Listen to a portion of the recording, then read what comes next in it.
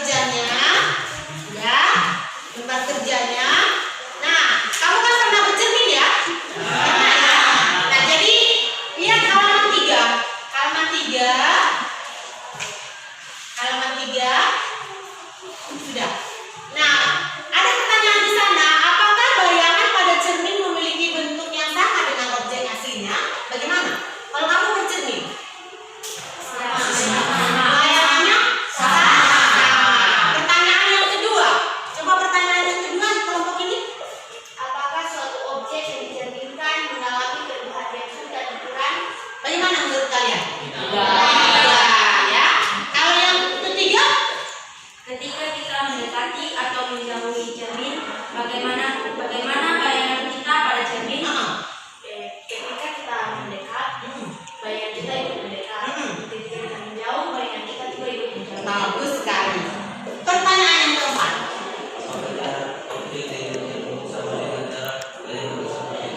Bagaimana? Ya, apakah jarak objek dengan cermin sama dengan jarak bayangan tersebut dengan cermin? Bagaimana pendapat kalian semua? Sama? Sama. Ya. Kemudian pertanyaan yang terakhir kelompok ini. Bagaimana posisi bayangan dengan objek aslinya? Bagaimana? Bayangan memiliki bentuk yang sama dengan objek aslinya. Bagaimana bentuk bayangan? Posisi bayangannya? Posisi tahu ya posisi ya? Bagaimana? Posisinya? Sama. Kemudian apa? Posisinya?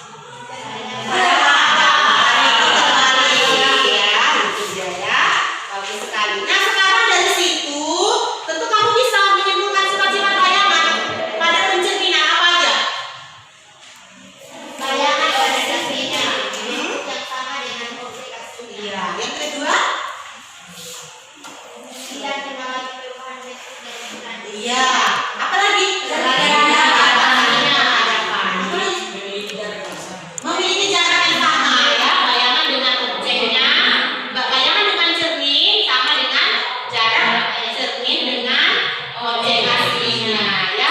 Nah, sekarang yang paling inti adalah kita mau melihat bagaimana sih pencerminan itu pada koordinat kartesius, pada sistem koordinat kartesius ya.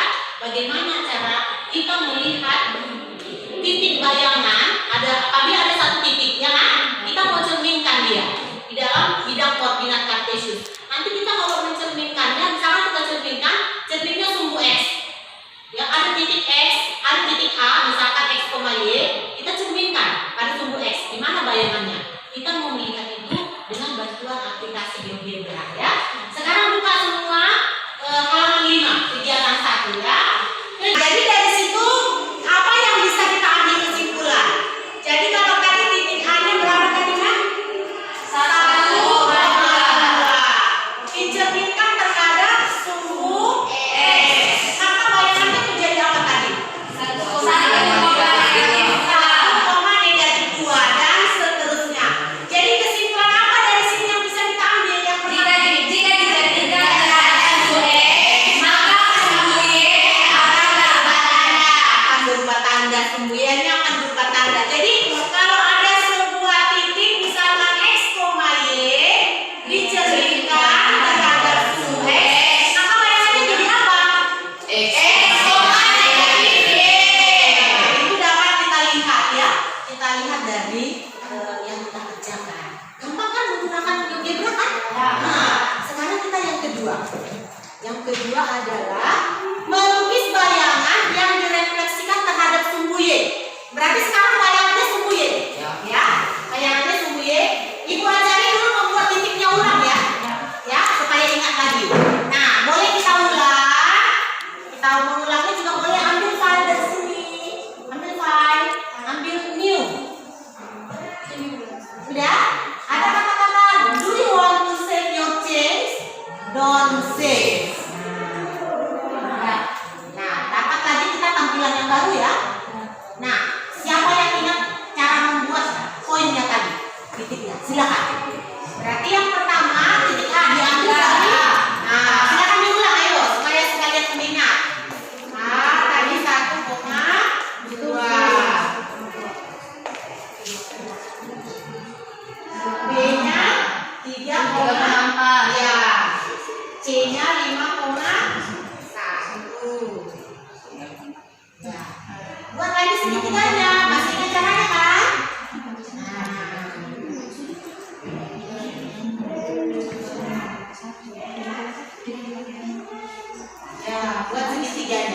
Angkat tangan yang sudah sampai sini.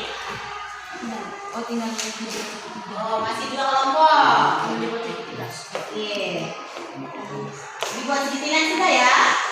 Sekarang cerminnya adalah sumbu Y, ya. Cerminnya adalah sumbu Y. Kira-kira nanti bayangannya di wilayah mana? Wilayah 1, 2, 3 atau 4? dua. Di 2. Siapa kira-kira yang udah bisa? Bagaimana caranya mencerminkan ini? Sama seperti tadi ya. Berarti kita ambil di reflect object in line. Ambil reflect object in line. Selanjutnya apa? Klik pada segitiganya, ya kan? Setelah itu klik pada cerminnya. Cerminnya adalah sumbu Y, maka muncul bayangan dari segitiga itu. Angkat tangan yang udah muncul bayangannya. Bagus, kelompoknya cepat, bagus. Kelompok sana cepat. Yuk.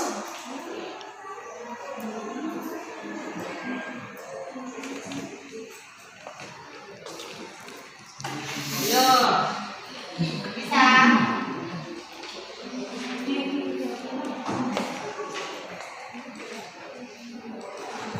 Sudah.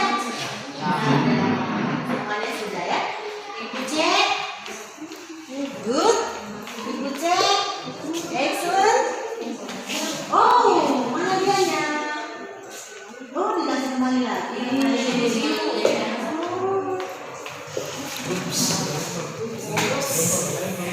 Aladin.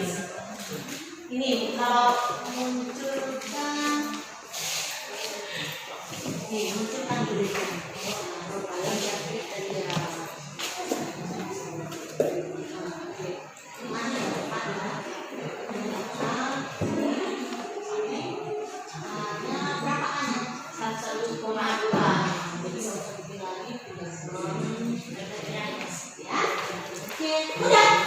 Sudah ya. Nah, sekarang kita dapat ini ya. Ada di titik A nya berapa nak? 1,2. Ini dia di sini ya. 1,2. Bayangannya jadi berapa? Negatif 1,2 bayangannya ya. Kalau B-nya 3,4 bayangannya jadi apa? Negatif 3,4. Kalau C tadi adalah 5,1. Bayangannya Negatif 5,1. jadi misalkan ada sebuah titik ya kan. Nah, ada tadi titik misalkan A1,2 dicerminkan terhadap sumbu X. Bayangannya di mana tadi? Bayangannya negatif. Sumbu Y ya? Ya, sumbu Y. Bayangannya jadi apa? Negatif 1,2.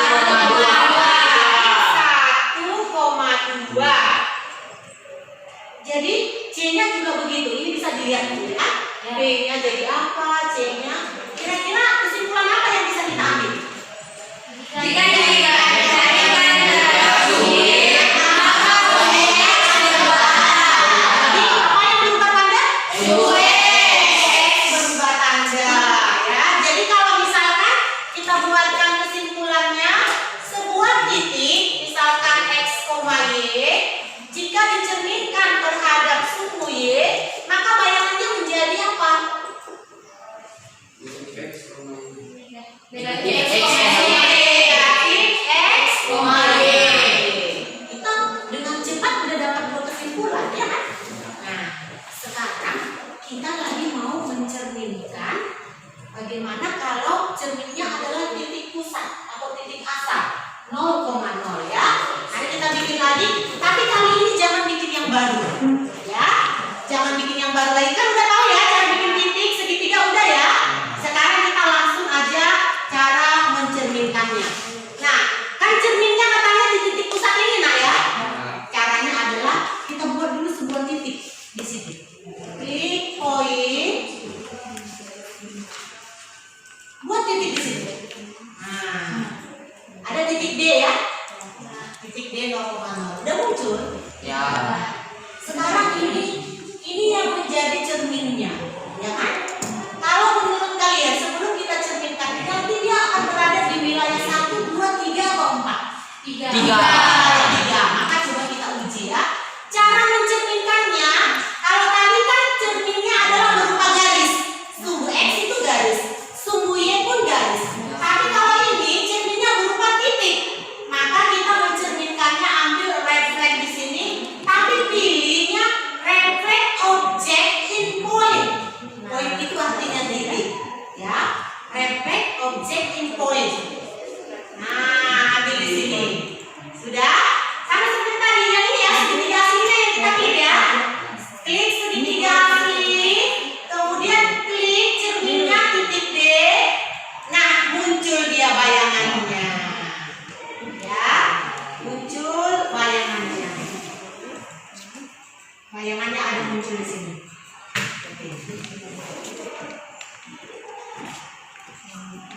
Bisa? Bisa ya? Jadi, siapa yang belum bisa? Ayo. Oh, udah dapat semua? Ya. Muncul semuanya. Geser nak, geser. Sudah, sekarang kita di situ bisa melihat ya saya. Kalau tadi titik A-nya berapa itu tadi? Titik A-nya kan 1,2 ya saya. 1,2 dicerminkan terhadap Titik asal. titik asal ya, atau 0,0.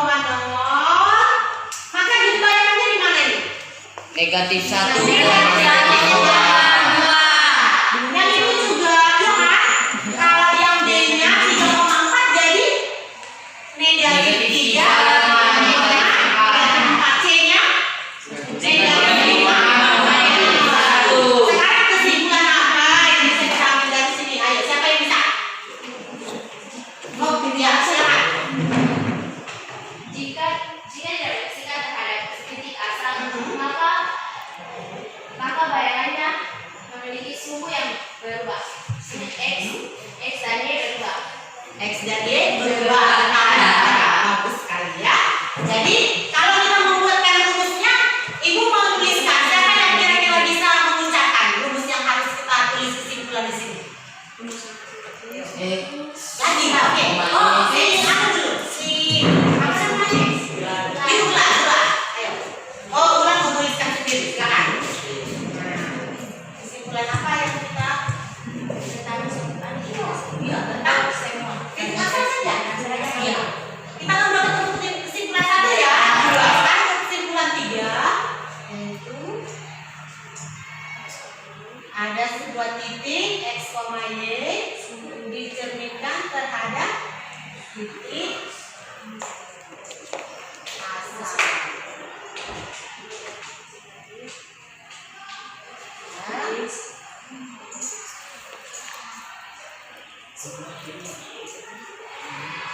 Hasilnya adalah negatif X, negatif X. Ya. Nah, jadi bagaimana menurut kalian menggunakan aplikasi GeoGebra itu mudah atau mempersulit? Nah, sekarang kan anak-anak ini kamu kan udah di zaman era milenial ya kan? Jadi ada